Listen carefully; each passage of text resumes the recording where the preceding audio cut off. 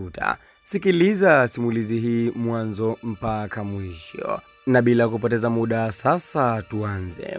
Katika jiji lenye kelele za magari na majengo marefu lililojulikana kwa biashara na utajiri, aliishi mzee mmoja aliyefahamika kwa jina la Mzee Hashim bin Juma. Mzee huyu alikuwa ni tajiri mwenye heshima kubwa, mwenye mali nyingi kupita maelezo. Alimiliki majumba katika mitaa ya kifahari, viwanja katika maeneo ya biashara, magari ya kifahari na akaunti zisizo na idadi katika benki kubwa za nchi. Lakini pamoja na utajiri wake wote, Mzee Hashim hakuwa mtu wa kiburi. Alikuwa mkarimu, mwenye huruma na mwenye kumcha Mungu.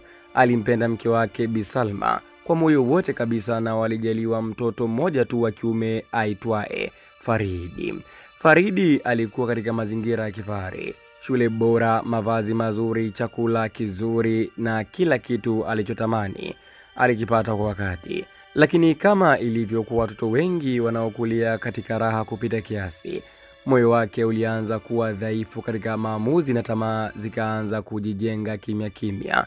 Kijana huyu Faridi, Mzee Hashim alijua udhaifu huo wa mwanawe, na mara nyingi alikuwa akimkemea kwa upole kwa kuzungumza maneno haya: Faridi mwanangu, mali ni kama moto, ikiwa huna hekima ya kuitumia itakuunguza, na watu watakao kuzunguka kwa sababu ya mali, wengi hawatakuwa marafiki wa kweli.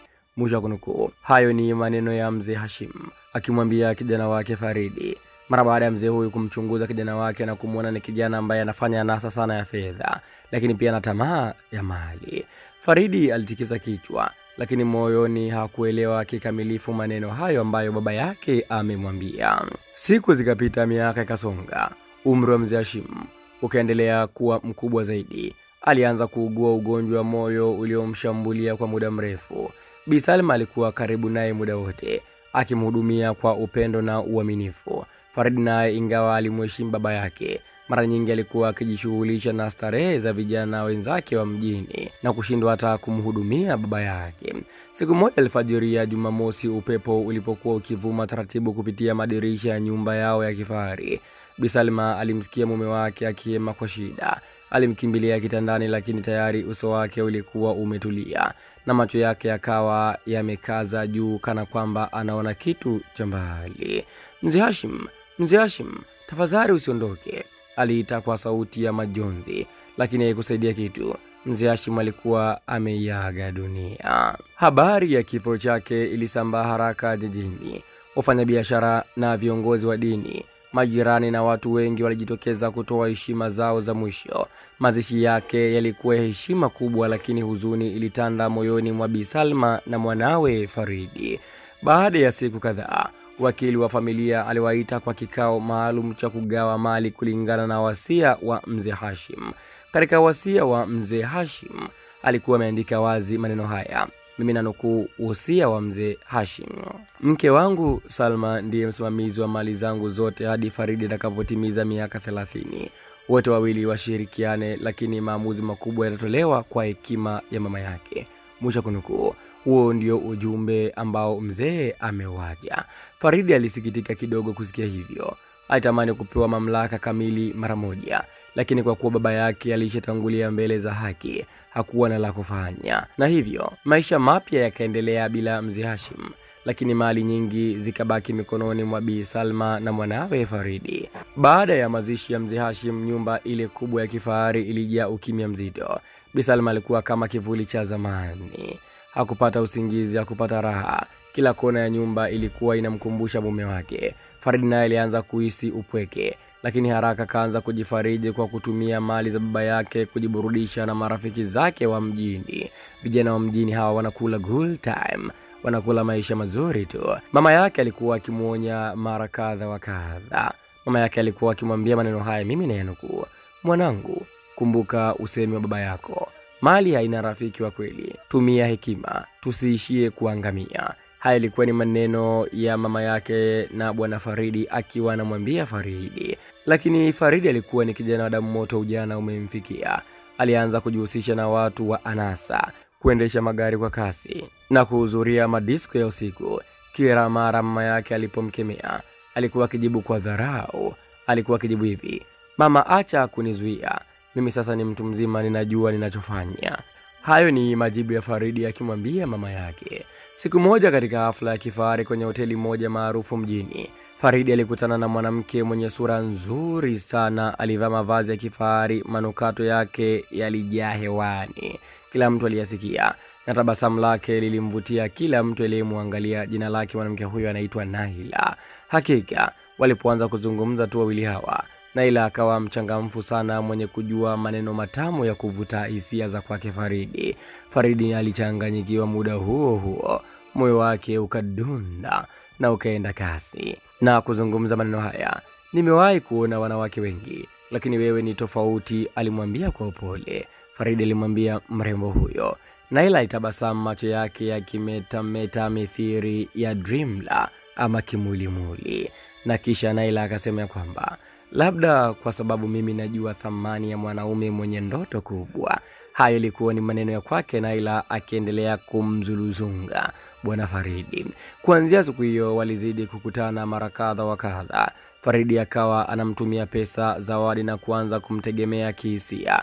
Baada ya miezi michache akamwambia mama yake ya kwamba anataka kumuoa Naila. Bi Salma alimwangalia mwanawe kwa huzuni, kisha akamwambia, Faridi mwanangu, tafadhali fikiria upya. Mwanamke huyo simjui na moyo wangu hauna amani naye. Kuna kitu ndani yangu kinaniambia si wa kweli. Lakini Faridi akakasirika na kusema, mama, kwa nini hutaki niwe na furaha? Si kila mtu ana upendo kama wa baba na wewe, na mimi nataka maisha yangu mwenyewe. Bi Salma alikaa kimya, akamwangalia kijana wake Faridi kwa macho yaliyojaa huzuni, na hatimaye Faridi alilazimisha akamuoa Naila kwa sherehe kubwa ya kifahari, akitumia mamilioni ya fedha, na pesa hizo zote ni za kurithi kutoka kwa baba yake. Baada ya harusi walihamia katika moja ya jumba la kifahari ambalo walikuwa nalo. Mwanzoni maisha yalionekana mazuri tu, na Naila akionekana mke mwenye upendo, lakini muda si mrefu alianza kubadilika. Alianza kumchochea Faridi dhidi ya mama yake. Naila alikuwa akimwambia maneno haya: Faridi, mama yako anaona bado wewe ni mtoto. Angalia, mali zote ziko mikononi mwake. Kama anakupenda kweli, si angekuachia kila kitu? Hayo ni maneno ya kwake Naila akimzuluzunga bwana Faridi. Maneno hayo yalimuingia Faridi taratibu, moyo wake ukaanza kujaa chuki kwa mama yake bila sababu kubwa ya msingi. Usiku mmoja walipokuwa wameketi sebleni wakinywa kahawa, Naila alimwangalia Faridi kwa macho ya kina, kisha akamwambia maneno haya: kuna kitu nataka nikwambie, lakini naogopa. Faridi akauliza, ni kitu gani mpenzi wangu? Naila akajibu, ni kuhusu mama yako. Yeye ndiye kizuizi chako pekee. Utaendelea kuwa mtoto wa mama hadi lini? Ukiwa na mali zote mikononi mwako, tutaishi maisha ya kifahari yasiyo na mipaka. Faridi alishtuka, akamuuliza, unamaanisha nini? Namaanisha, Waswahili wanasema mali haipatikani bila dhabihu. Mwisho kunukua maneno ya kwake Naila. Maneno hayo yalipenya kama upanga moyoni mwa Faridi. Usiku mzima hakulala. Alikumbuka yale maneno ambayo baba yake alimwambia kwamba mali bila hekima ni moto utakaochoma roho yako. Hivyo alikuwa anawaza kweli kweli. Mke wake amwambia kwamba ni bora amuondoe tu mama yake mzazi, ili yeye ndio arithi hizo mali, la sivyo ataendelea kuwa mtoto wa mama tu mjini. Sasa Faridi akawa anawaza na kuwazua, lakini Faridi tamaa ilimjaa kweli kweli katika moyo wake. Alionekana ni kijana ambaye ana tamaa mno. Siku chache baadaye Faridi alimwambia mama yake, mama, nimepanga tutoke wote kidogo. Mimi, wewe na Naila, nataka tupumzike, tupate upepo wa bahari, tule life, tule maisha. Bi Salma alifurahi kuona mwanawe anaonyesha upendo tena. Wakapanga safari ya kwenda kwenye ziara ya baharini kwa kutumia meli ndogo ya kifahari inaitwa yacht. Wakiwa baharini, upepo ulikuwa mwanana, mawimbi yakicheza kwa upole. Naila alicheka huku akipiga picha, na Bi Salma akikaa pembeni akifurahia mandhari ya bahari. Wakati jua lilipokuwa linazama, Naila alimnongoneza Faridi kwa sauti ya chini, ni muda huu sasa, tazama, hakuna mtu mwingine karibu. Hayo ilikuwa ni maneno ambayo binti Naila anamwambia Faridi. Faridi alitetemeka. Mama yake alimgeukia kwa tabasamu na kumwambia, mwanangu, asante kunileta hapa. Hii imenikumbusha enzi zetu na baba yako. Hayo ilikuwa ni maneno ya kwake mama yake na Faridi akimwambia kijana wake. Faridi alihisi machozi yakimjia, lakini akili yake ilishachafuka kweli kweli. roho imeshachafuka mithili ya bahari. Kwa mwendo wa ghafla na wa haraka kweli kweli, Faridi alimsukuma mama yake ambaye alikuwa amekaa katika upindo wa yacht ama meli ndogo. Mama huyo moja kwa moja Bi Salma akadumbukia ndani ya bahari. Bi Salma alipiga kelele lakini wimbi likamfunika. Faridi alibaki ameduaa, mikono ikitetemeka. Naila akamshika bega na kuzungumza maneno haya: shujaa wangu, sasa dunia yote ni yetu. Hayo ilikuwa ni maneno mazito ambayo Naila anamwambia mara baada ya Faridi kumdumbukiza ama kumsukuma mama yake ndani ya bahari. Moyo wa Faridi ulibaki mzito, lakini alijifanya jasiri. Walirudi nyumbani kana kwamba hakuna kilichotokea. Polisi walipohoji walidai Bi Salma aliteleza na kuanguka baharini. Kesi ikafungwa, lakini hatia haikufutika moyoni mwa bwana Faridi. Baada ya mwezi mmoja tu, Naila alianza kubadilika. Alikuwa akiondoka nyumbani bila kusema na kwenda wapi, akipokea simu kwa siri, na hatimaye akawa mkali kwa Faridi. Siku moja Faridi aliporudi nyumbani alikuta sanduku lililokuwa na hati zote za mali halipo. Alienda benki na akaambiwa kwamba akaunti zote zimehamishwa majina kuwa ya Naila Faridi Hashim. Alishindwa kuamini macho yake. Kwa nini mke wake ambadilika ghafla binivu? Faridi alizungumza maneno haya: lakini mimi ndiyo mwenye mali hizi. Alipiga kelele pale benki, lakini watu hawakuwa na msaada naye. Lakini hati zote zilikuwa zikionyesha kwamba majina ni ya kwake Naila. Hivyo haraka kweli kweli Faridi aliingia kwenye gari na kukimbilia nyumbani kwake.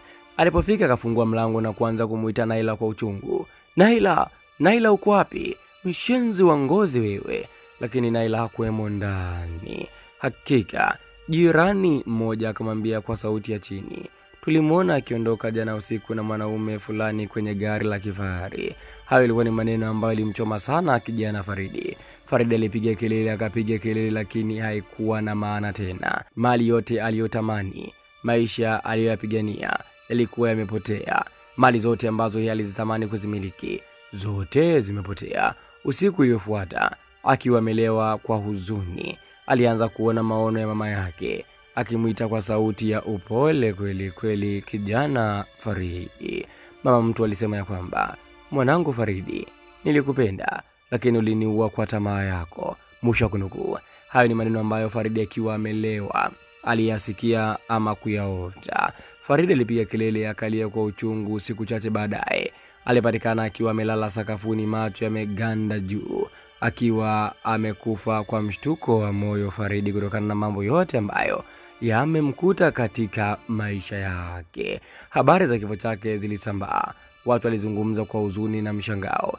Wengine walisema ni laana ya mama yake, wengine wakasema ni hukumu ya Mungu. Mali kadhaa ambazo zilikuwa zimesalia mikononi mwake kijana Faridi zilichukuliwa tu na serikali. Hakuwa na warithi halali tena kwa kipindi hicho. Ameachiwa nyumba tu waliokuwa kiishi na gari. Na mwisho wa siku, simulizi yetu nzuri inaishia hapo. Funzo: tamaa ni moto unaounguza roho ya mwanadamu. Mali bila hekima ni mzigo wa laana. Upendo wa mama hauwezi kulinganishwa na chochote. Uovu ni hatari na kila dhambi ina mwisho wake. Mtazamaji wa simulizi za ajabu, maoni yako ni yapi kuhusiana na simulizi hii nzuri na ya kusisimua? Andika hapo katika sehemu ya comment. Bye bye mpaka wakati mwingine tena.